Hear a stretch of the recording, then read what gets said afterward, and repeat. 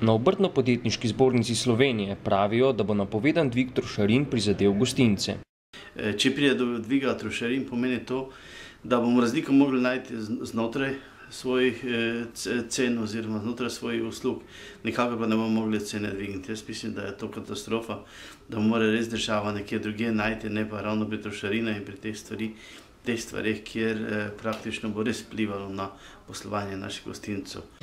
Štefan Pavlinek opozarja, da bi država morala ukrepati tudi na področju kmečkih turizmov. Seveda delajo približno enaki obseg kot gostinec, vendar z dosti nižjimi stroški in seveda tudi kontrola na delovno silo, ki je tam ob sobotah, nedeljah zaposlena, je praktično ničelna.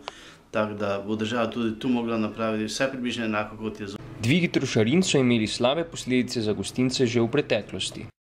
Ja, dosti jih mora zapreti svoj dejavnost, sploh tisti, ki so na odročnih krajih, sploh tisti, ki so na predelih, kjer ni velike frekvence.